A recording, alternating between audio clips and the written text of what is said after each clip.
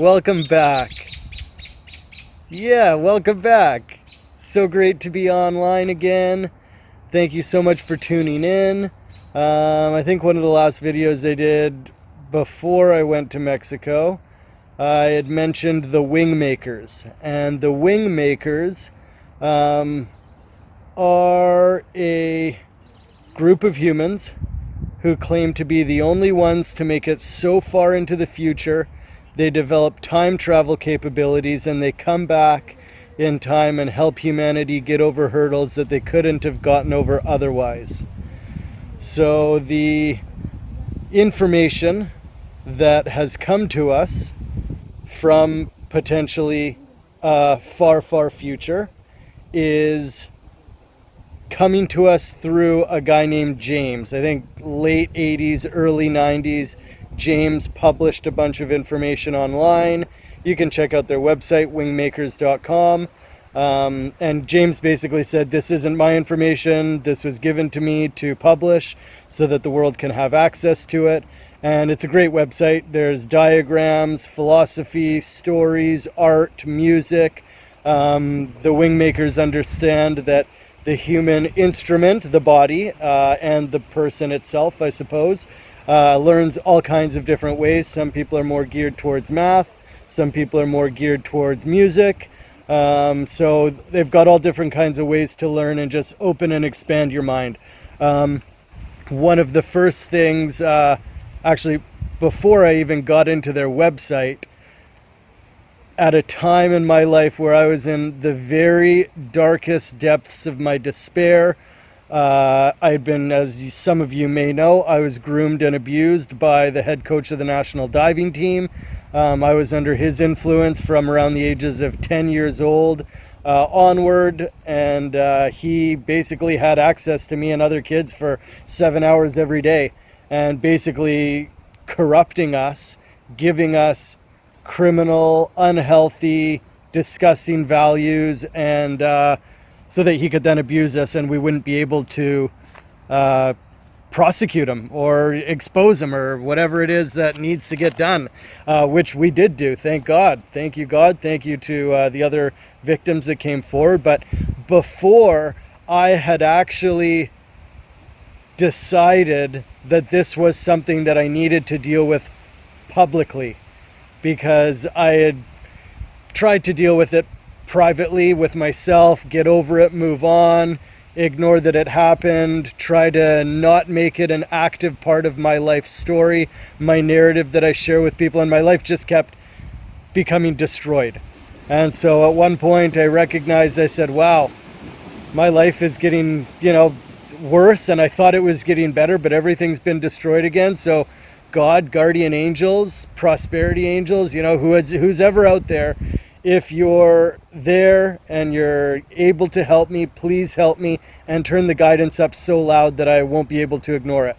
And man, within that week, the WingMakers came to me in meditation. Also, my coach, Trevor Palmatier, came back to my city, and this was great when I decided that, okay, I will deal with this. I will deal with it more than just with myself. So he came back to Victoria for a diving competition the week that I had decided to deal with it. And so I was like, oh, this is God just bringing him here as soon as I was open to dealing with it. So I was doing a lot of meditating, getting myself just really calm and focused, because I didn't know what dealing with this would look like, but I knew it had to get done. And in one of these deep meditation sessions, I was given 3 very clear philosophies to implement. One of them was to nurture life everywhere. Just shine your light, man, everywhere. Another one was don't look out at anything and cast a negative judgment. Everything is happening a part of God's plan. And I mean, look at all the moving parts out here. Of course, everybody's not going to be moving 100% forward all the time. Some people are going to be moving sideways. Some people will be moving backwards. But just quit negatively looking at it and trust. Have faith that everything is a part of this plan that reaches ultimate perfection at some point in the future. And the other one was creating and building a stronger connection to the Creator through gratitude. And so these three things were basically like, I'm just in deep meditation, breathing, and these are the thoughts that come to me. And then later that week, I'm researching the Great Pyramids, Machu Picchu, Stonehenge, all these incredible cathedrals, that were moved with these monolithic structures, and we don't really know how they were built.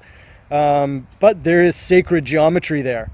And so, it was like getting into sacred geometry was another one of these guidances for that prayer that I said to God, asking for help. Sacred geometry came my way. And the WingMakers. I was going through YouTube, and on the side options of suggested viewing was this military guy gets in a coma and has memories from the future. So I listened to that, and it's this guy who's doing a military exercise. He bonks his head. He's in a coma for 2 months, something like that, 2 weeks, 2 months. And when he comes back, he has vivid memories of spending 2 years in the year 2700 and something, right? And so he says that everybody in that timeline has a great life, and everything's kind of benevolently governed by this group called the WingMakers. And so I do a separate Google search, WingMakers, and this wingmakers.com comes up. And so I check it out, and lo and behold, they've got, again, these diagrams and philosophies and music and art, all these different awesome, strings of thought and inspiration. And within the philosophies is these three identically expressed ideologies to adopt or consider and try implementing them, see how they jive in your life. And they were those ones, the nurture life everywhere, and have faith that everything is a part of God's plan. Appreciate it as it's happening, no matter if it's naturally appreciable or requires a little bit more faith to do so. And the other one was connection to Creator through gratitude. So I really advocate for people to investigate the WingMakers in this reality, because maybe there's a version of yourself in the future. Imagine being like evolved 1 million or 2 million years from now, and you want to send a message back to yourself 2 million years ago. Like, how would you do it? We can't understand how we would do it now, but perhaps through being open to it, we at least open up our side of the timeline. So anyway, I explore the WingMakers, and one of the coolest parts about the WingMakers that I really enjoyed was reading a story that they have called the Ancient Arrow Project. And the Ancient Arrow Project starts off describing these university kids who are on a hike in the New Mexico desert, and they find this rock that's like obviously got some inscriptions on it, and so they bring it to their professor. The professor takes some photographs, sends it out in an email to all his professor friends saying, hey, anybody recognize these hieroglyphics, blah, blah, blah. And that triggers a shadow government organization called the ACIO, Advanced Intelligence Contact Organization. And this ACIO deals with all extraterrestrial interactions between humans and other worldly beings, aliens if you want to call them that. So the ACIO, basically Men in Black style, comes in, takes the rock and gives it to the team. They put together their team to start working on it. Where did this come from? What's up with it? And the intuitive in the team kind of says looks like part of a map. So they all go out on this camping expedition out into the New Mexico desert, and to a part of the area that reminds her of the markings on the rock.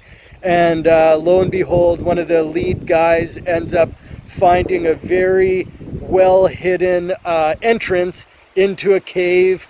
He gets into the cave, and it's a very difficult, a lot of squeezes through tight areas, but then boom, opens up into this huge cathedral. Each room, there's I think 23 or 24 rooms, and they're carved deep into the bedrock. Each room is quite massive. It's like 12 feet by 24 feet or something, like, and pristinely carved out, no rubble anywhere. And each room has a massive painting on a wall and a disc in it, and the disc has a song on it. And so this ACIO is like, okay, we obviously know aliens built this. This thing looks like it was built yesterday, but we just need to study these paintings, figure out who the heck built this, and this is what the ACIO does. So they can't crack anything, and I think in like the final room, and these rooms are constructed in like a DNA helix. There's like a room and then another 2 rooms and another 2 rooms, and it's just this massive underground complex. And they're not getting anywhere on it. Now, within the ACIO is a type of pyramid style security clearance process. So if you are new to the ACIO, you will only be given very low levels of clearance, and you will also only be given a low level amount of technology. Now, what makes the ACIO very powerful, and the most powerful group on the planet Earth, is that they work hand in hand with what the ACIO believe to be the most advanced and benevolent aliens in all of humans' interaction history. And they call these aliens the Cordium. And so the Cordium work with the ACIO and give them technology to keep them as the stewards of humanity, so to speak. Now, the further up you get in this ladder of security clearance within the ACIO, which comes to a head point at 15. That's what they call this guy. His name is 15. He's the top guy. He's basically directing everything, and he's interested in this time capsule, what they call a time capsule, this hidden cathedral carved in the bedrock of the New Mexico desert. They're basically, 15 is like, I want this thing cracked. I want to know who built it, blah, blah, blah, blah, blah. 15 is very interested in developing what he calls blank slate technology, which allows someone or people to go to the inception point of a problem before the problem even exists.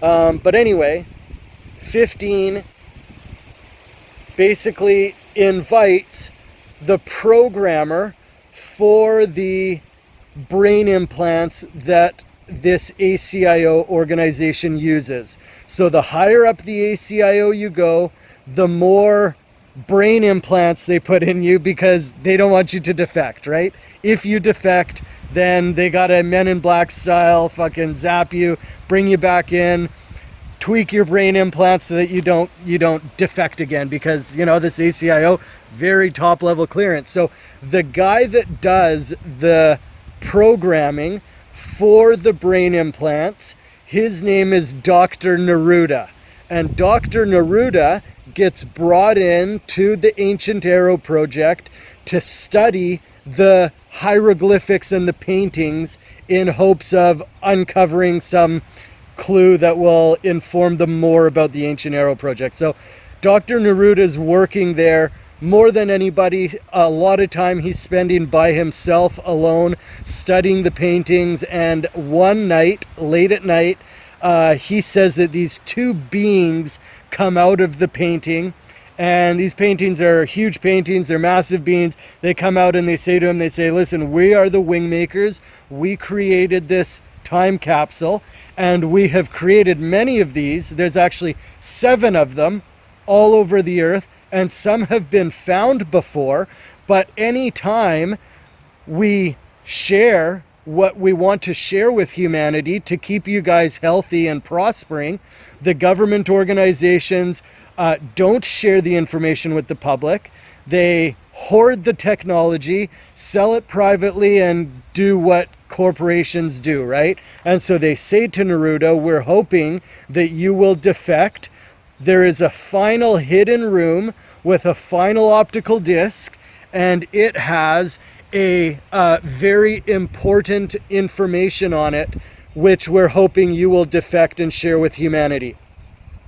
So I read this story, and this was around 2010, 2011, when I was coming forward with my public disclosure. I was doing a lot of healing. You can imagine what type of turbulence happens in a man's life when he has to publicly speak about how his male coach groomed and sexually abused him. And this is the head coach of the national team. It's not like Joe Schmo in his basement. This guy's got a lot of access to kids. He's very trusted, very well protected, as we found out, by Mitch Geller and other pedophiles working in diving plongeon Canada. And funny enough, being protected by insurance company practices, where when a victim does come forward, the insurance company does everything, including breaking the law, to suppress the record. Because if the record comes out, it's a big problem. It's going to be a big payout. Instead, let's fucking shut this guy up, starve him out, pay him out pennies on the dollar. So even guys like Bruno DeVita, a lawyer who is actually a safe sport agent. Bruno DeVita, Samantha Ip, judges like Gareth Morley, David Crerar. These are people I have personally worked with to get resolutions for our community, and they have totally sold out and protected these guys. So anyway, you can imagine the type of turbulence that was going on at my time when I'm doing this healing. So that sunk in with me. And back to the ancient arrow site, these paintings also have a song to go along with each of them. Look them up on YouTube, WingMakers Music, Ancient Arrow Project. They encourage you to listen to the music, and if you're feeling like really helping your DNA unlock, dance to the music, intuitively move to it. And that will help you connect with these sounds and with these energies that are apparently coming to us from maybe millions and billions of years in the future. Very cool stuff. So that was around 2011, 2012. I got into that, and once in a while I would go back to Google and Google search WingMakers just to see if that same process would unfold and release anything to me.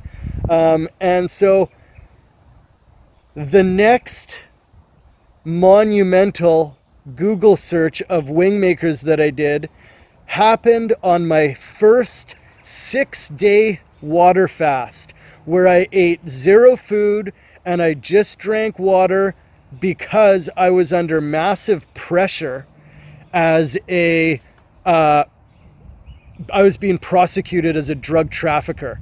The prosecution was looking for jail time when I was delivering medically grown cannabis to a dispensary in Vancouver in an opioid epidemic. Like, absolutely insane, with licenses too. Like, I had licenses for this product, and they just literally, wanted to throw the book at me.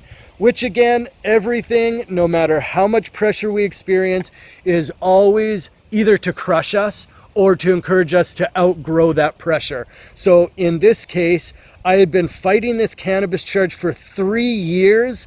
The first 2 years, I hired and fired 3 groups of lawyers, and nobody could get this case beat. I was like, guys, I gave you the licenses, and I blacked out all the grower's license because all his information, but I at least provided the fact that I was working with people of medical grade knowledge, and they couldn't get this case thrown out. So I was like, fuck, I got to do this thing myself. So I quit my amazingly successful career in Vancouver as an actor and stuntman. You can check out the stunts that I did on my on my feature film Overboard 2018. That's another video in my YouTube channel. You can check that out. But I was like, well, I don't want to go to jail. So I'm going to have to do this thing myself. So I moved from Vancouver, moved back in with my folks, and studied the law every day. I was at the courts, the computers, every day studying the law. And I represented myself for a year, did over a dozen appearances. What was that guy's name? That judge was Gull. Justice Gull, the Gull of him, and the prosecutor Baljinder Gurn. Baljinder Gurn ended up coming around and recognizing that, yeah, this isn't a good prosecution. I think she's a judge now. Baljinder Gurn, if you're hearing this, man, we need your help dealing with these pedophiles and insurance company profiteers, man. But anyway, so a year of my own self-representation, and they're still wanting to go through with the prosecution. And it's super interesting. You go to court and you think the judge is the man. The judge is just taking orders from the lawyer, and the lawyer makes you think that the judge is the one calling the shots, so that you're like this back and forth. Meanwhile, all of them are just working together to do whatever it is that they want to do. So anyway, jury selection is coming up.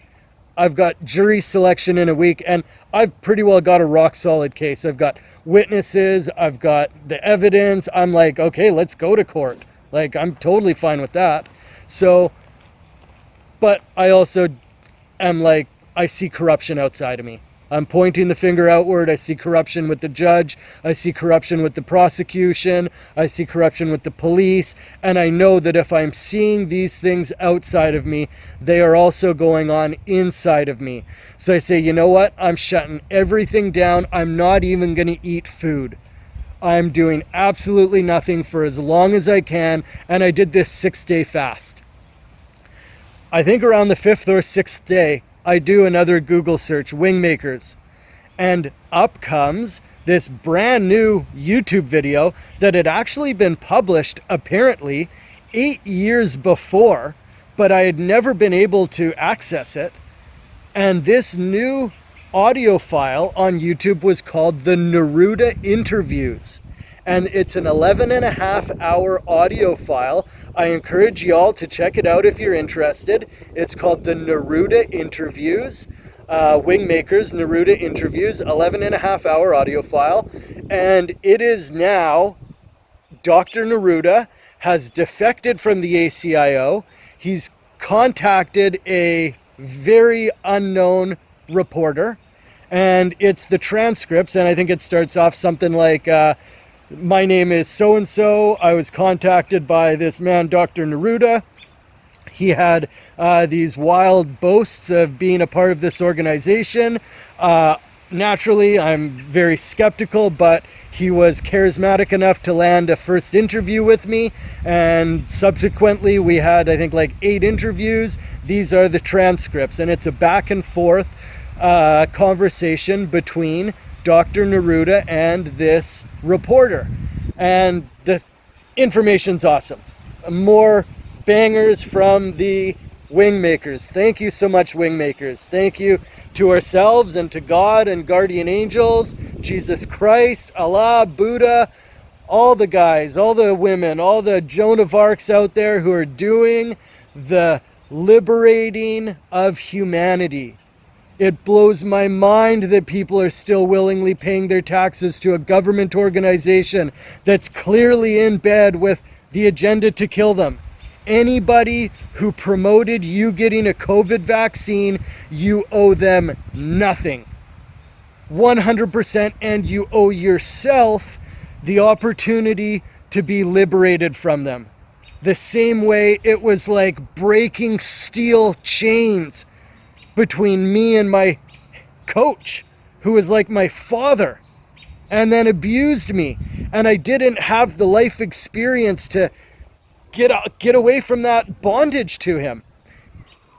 Everybody is in some form of bondage with something that is not healthy for them. And for the common person, who all of us avatars are working to liberate, it starts with things like taxes. and mandates and your health and your prosperity.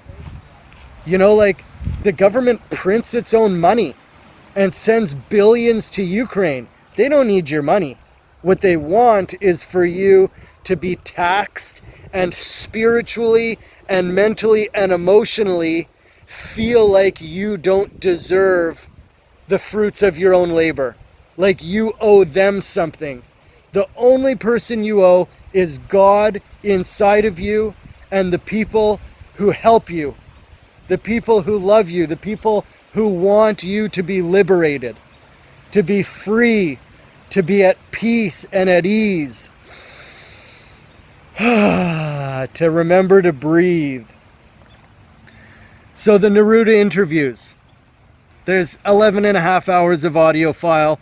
I can't give you all the goods. I've already given you so much with the introduction to the WingMakers, but one of the cool things is they talk about the story of humanity and how they are, where they are now, where we are now. Where are we in the storylines? And there's a couple storylines that go on simultaneously.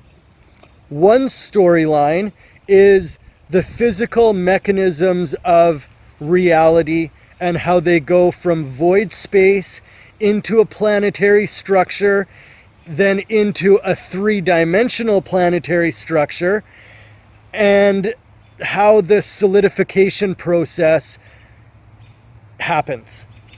At the same time is this other story going on about the highly advanced inhabitants of Earth and their relationship with aliens.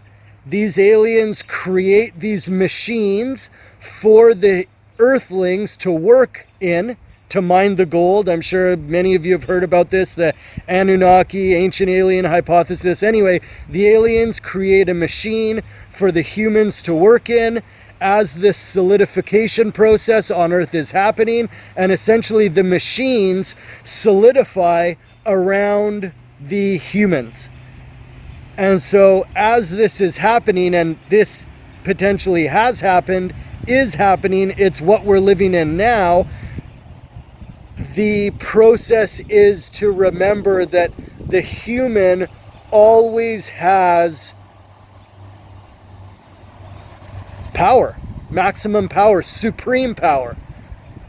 Even if an alien builds a machine that the human gets stuck in, the human can always work its way out. And spoiler alert, I think it's fasting. And fasting is a very umbrella term to describe an individual's exploration of, believing in, practicing, and then becoming, not requiring anything from the outside world. And food is kind of the final one. In my life, I have had many addictions. And as I did my healing, as I transformed experiences that I felt were bad, again, like looking out at the world and saying, that shouldn't be like that, in my own life, in my own timeline, taking those experiences and saying, actually, these were good. This is what I'm appreciative of. And so, I mean, imagine becoming one of the world's greatest 10-meter platform divers. What a cool sport. Doing 4.5 flips in one jump, being the man, and then having your coach drug and rape you, and then crashing your career, and then you don't even make the Olympics. Like, transforming that sucker into a benefit and being proud of it and happy. Like, this is alchemy. This may be the gold that the Anunnaki were wanting the humans to mine, to say, hey, there's this real gold here, and we're going to build this machine. Maybe this is the machine, this experience of turning negative into positive. And if I want it to happen outside, it's got to happen inside. No doubt about that. So,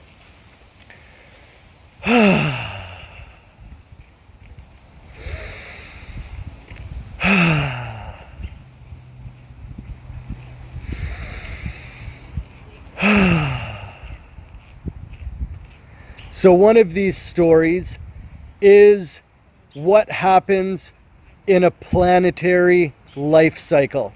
We're going to start in void space. Nothing's happening there. Then there's something there. We'll call it Unit A. Then there's another unit somewhere in the universe, Unit B. Unit A and Unit B cross paths. If it's a bad interaction, nothing else happens. They go their separate ways. If it's a good enough interaction, then the reaction repeats itself. A and B get together again. They get together again and again and again and again. And off of that initial interaction, a third creature, Unit C, says, "Whoa, look at that's going on. I'm going to get involved." Now, when that third unit gets involved, it puts a type of pressure on the initial two interactions. And then that third interaction might lead to a fourth interaction and a fifth and a sixth. And as these interactions build up, those two initial interactions and everything, after the first two leading up to the new one is more and more pressure. So let's say that millions and billions of interactions are adding up. And this is happening in space in what we would call a water-like genetic template. It's all still very flowy. Nothing's concrete and hard like it is here in the physical universe yet. But as time went on, so many interactions built up that an entire globe, an entire world, as we very well know it today, with creatures and trees and animals and the sky and the clouds, all of that came to exist in a water-like genetic template. Out of all of the evolution, there were beings that evolved to the point of not having to die, in a sense. We'll call them eternal beings. These eternal beings, which the WingMakers call the Atlanteans, were living their life, prosperous, happy, healthy, and then flying by in space. Here comes Unit 99,000, the Anunnaki. They're coming by and they say, "Wow, look at this gold on Earth. There's gold, super rich environment here." But we're not from Earth, the Anunnaki say. We're not from Earth. Our bodies aren't made to mine those minerals, but we want that stuff. So they contact the Atlanteans, and the Atlanteans are like, "Whoa, yeah, we'll help you out," because the Atlanteans are really fascinated with the technology that these space travelers have, right? The Anunnaki build these machines. These machines, in the very beginning, are extremely expensive to build, and they build one machine, they put an Atlantean inside, and away he goes, and he's mining away. Great, let's build another machine. So they build another machine, they put another Atlantean in. Then they build another machine, and let's say they get about 12 of these guys. Now there's a business going on. Now these Anunnaki are maybe become reliant on the gold that's coming in. They recognize, well, let's build a bunch more machines, but there starts to be some problems with all the machines look the same. All the machines are the same. And the Atlanteans inside the machine don't like it, so they destroy the machine and off they go. Well, the Anunnaki who are building these expensive machines are like, okay, how can we make them not destroy the machine? So they create version 2.0 of these machines that have another type of brain implant, but maybe it's a body implant in the machine to focus the attention of the Atlantean on the machine and on the protecting of the machine and looking after the machine. So then these Atlanteans are kind of stuck in a way in the machines, and they recognize they're like, something's not right. So boom, they destroy the machines and off they go again. And the Atlanteans are like, hey, we're not doing this anymore. And the Anunnaki are like, well, we want that gold still. And so they make a version 3.0, and who knows, apparently lots of versions of these machines. And as the machines are being upgraded with these implants to direct the attention of the Atlanteans, this hardening process back with these interactions being built on each other. Now imagine this is all going on in the water-like genetic template, but there's starting to become so much pressure at the center of Earth from this buildup of interactions that the final place that they can move, more pressure, squeezing something in, the atoms move a little bit more, they move a little bit more. The final movement that they can make is to click into three-dimensional space as we know it, where you can't go through stuff and a bench will hold you up because that's how hard things are now. So that starts to happen with these machines around the Atlanteans, right? And so that's a big part of this story that Dr. Neruda talks about as he discloses this information coming from the WingMakers. So I mentioned fasting, right? And addictions. And in my life, my addictions literally evaporated one by one as I healed, as I transformed my trauma into benefits, and ultimately upgraded my value system, my internal value system, to more true values. At one point, I was a extremely brainwashed and delusional lunatic because this coach groomed and abused me to be such a victim that I could never prosecute him. I had many false values, one of which was, deep down inside we could say how much I loved myself. I didn't love myself. I might have expressed and pretended like I did, but the true values that only I knew about were such that they had been so corrupted. But as I implemented more true values, I didn't want alcohol anymore. I just didn't need it. I didn't want pornography anymore. I didn't want cannabis anymore. I didn't want gambling anymore. I don't want these things that I reach for outwardly.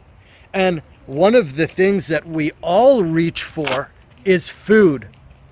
In fact, if I were to say humans don't need food to exist, a lot of people would say that's not true.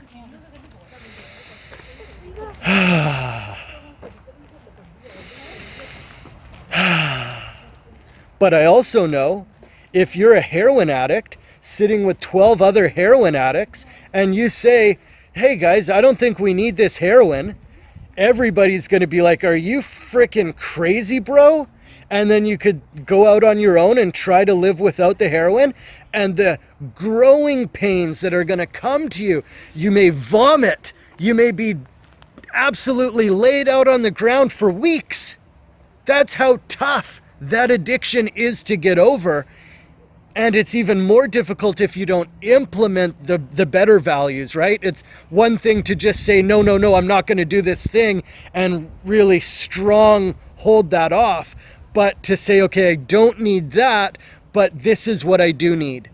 And so me as a practicing faster, what I say is I don't need the food. What I do need is nutrients still, but I'm going to source God, which is within me, for that nutrients. And I've gone 10 days with no food. I recently did 7 full days with no food. And I'm not dilapidated. I'm actually functioning far better. In fact, the reason why I'm so fascinated with fasting is because every time I got rid of an addiction, I was like, whoa, this is what it's like to be normal. And it's the same thing with food. You do a day, you wake up the next day without eating, and once you're past the, oh my God, I did a day without food, I've got to eat now. Once you're past that, you wake up and you say, wow, I feel great. And 2 days, 3 days, 4 days, 5 days, you feel so good. You're so clear. You're looking at everybody going like, whoa, man, like, I think we all might be food addicts. And when you start to recognize how crafty the devil is and how long this timeline has been going on, I am of the belief that at some point in our past, we lived without the need for food, and an organization or an agenda that wanted to enslave us, potentially that machine that the Anunnaki made, got us hooked on food, got us hooked on water, hooked on air even, right? And I do believe that I can exist without air. I won't exist here with you guys who are all on the air. I'll exist somewhere else, and maybe that's where the dead go. But ultimately, the further up the ladder we can go, and that's, I kind of call it Jacob's ladder, where, you know, at the very bottom for me was, drugs or alcohol, and then pornography, and then gambling, and then cannabis, and then, whatever your sin ladder is, whatever you feel is, oh, I definitely shouldn't do that, and oh, this isn't so bad, I can get away with this, and okay, now I'm awesome, now I'm not doing anything. The higher up you go in your ladder, the more we are connecting to the spiritual realm, the ethereal realm, which is the foundation of this reality. This reality, as hard and concrete as it is, as material as this reality is, it is not the foundation of who we are. And it becomes very evident when you look up at the sun and you're like, what the heck is really going on there? Forget all the programming of it being nuclear fusion or whatever it is. Just look at it. Just look at that sun and recognize how flippin' beautiful it is. Wow. And you feel it. Like there's no denying it. And so that's the foundation of this reality. And when we spend time with that more powerful influence in our life, we are greatly, greatly, greatly empowered. So that's a good 42 minutes of yapping from me. I hope you guys have liked this. Maybe you know somebody that will benefit from this video. Please share, like, and subscribe. I hate asking. And shout out to Vitaly. I don't know if you guys know Vitaly, but he was the first guy that said, smash that like button. Now everybody says it.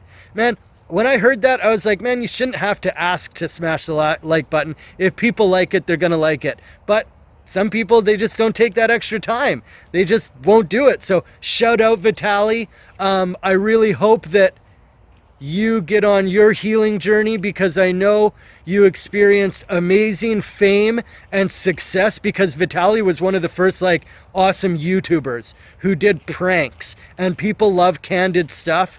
And he just got so rich and so famous so fast before having to do the very unique healing processes that, are optimal for keeping the devil's agenda at bay. The more powerful and incredible we become, the more the devil comes to try to corrupt you. Like they've done with Kanye, right? Kanye isn't Kanye anymore. They've probably maybe killed Kanye, sent him off to another timeline, and now the guy that they've got operating as Kanye, it's not Kanye. They're advertising Kanye's starting porn. Kanye ain't starting porn. The dudes who are trying to trick everybody are starting porn. So this is a message to you, evil agenda. You're in your own bubble, guys. Politicians, all the lies that you guys are creating, You're in your own bubble. You're only lying to yourself and the uninitiated who haven't learned that you guys are lying to them yet. So why don't you guys take your power, take your power in this world, and start helping us build to the golden age. Like 2012 was the end of winter, so all the negative agendas that you guys have been prospering on, it's over. Give it up. Repent. You're entitled to forgiveness. That's why Jesus Christ died for us. You don't have to keep going with that. You can get on board with building for the golden age and helping humanity put together our stock for next winter, which will come around in about 26,000 years. Want to be on board, or would you prefer to be enslaved by the devil that you've been working for the past 12 and a half, 13,000 years? Thank you very much. I love you guys. All the best. Keep the deep breaths going. Thank you, God. Thank you, Great Spirit. Thank you, Guardian Angels. Thank you, Mother Earth, for your strength and solidity. Thank you, water, for your movement and for washing us clean every day, for quenching our thirst. Thank you, Father Sky, for this heaven on earth, this beautiful space to move so freely. Thank you, Father Sky, for bringing us this beautiful air so that we can have this most important nutrients so easily. Wow. Thank you, Father Sky, for letting the rays of the sun through. Thank you. Hallelujah. Thank you. Thank you, sun. Thank you for shining so bright. Thank you for this beautiful light. Thank you for bringing vision into our world. Mwah. Thank you. Thank you, ether, for allowing us to change and transform, to let go of the old and grab on to the new. Thank you for allowing us to change and transform. And remember, folks, have faith in your own transformation process. Have faith. It might be turbulent. It's probably going to be hard. Can you imagine what I had to go through telling people about what my coach had done to me? And most of the people, they already knew. They were protecting this guy. Like, it's going to be turbulent. But you know what? It's way better to go through the turbulence. Maybe it's like that lizard that's coming out of the shell, right? You got to push through that shell, get out of that to have your new body. Thank you, Ether. Thank you. Thank you, Guardian Angels. Thank you, Prosperity Angels. And thank you all. You're here right now because you're a part of the Golden Age. Please get on board. We love you. Thank you so much. All the best, y'all.